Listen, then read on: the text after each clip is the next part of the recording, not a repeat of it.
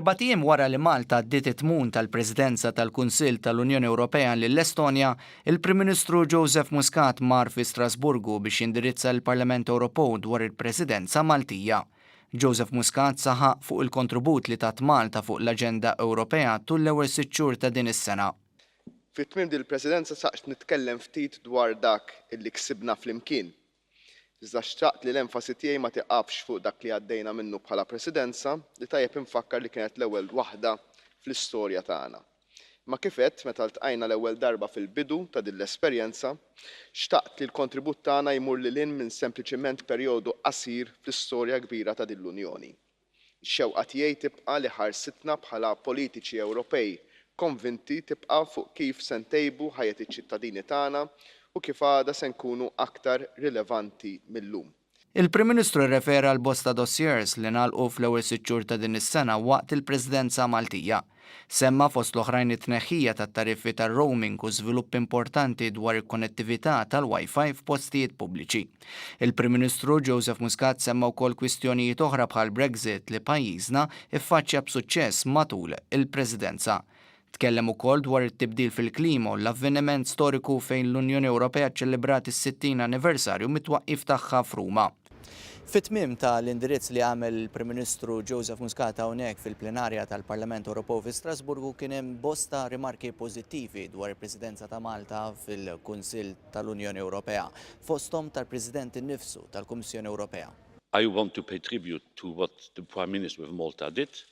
He made an excellent work, as did all the Maltese Prime Ministers and the high civil servants and other civil servants of Malta. Excellent job. Thank you. Intant ma' Juncker inaqdu wkoll bosta membri parlamentari Ewropej minn kull blok politiku li għaddew rimarki pożittivi dwar il-Presidenza Maltija. Prime Minister, yes, it was your first presidency, and I'd say it was quite successful. I think it is important for small countries to perform. I come from a small member state myself, Austria, and I know how important it is. And you performed particularly in relation to maritime issues and fishing. The great achievement of the Maltese presidency is the declaration on the external aspect of Union's migration policy, which basically means the recognition that we must act in a way to reduce the number of external migrants. And it does prove that small countries can have very successful presidencies if they take it seriously, put in the resources and utilise the backup that's available. And I think Malta did that very effectively, and they are to be complimented on their dedication, on their practicality. And I suppose one thing did happen during their presidency.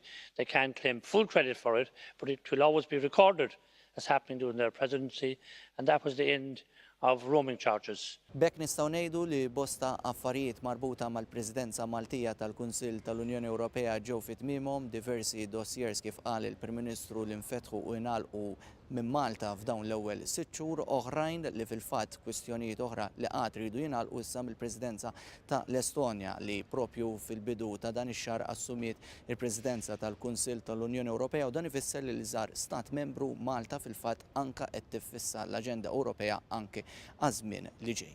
Edward Montebello minn Strasburgu għal One News.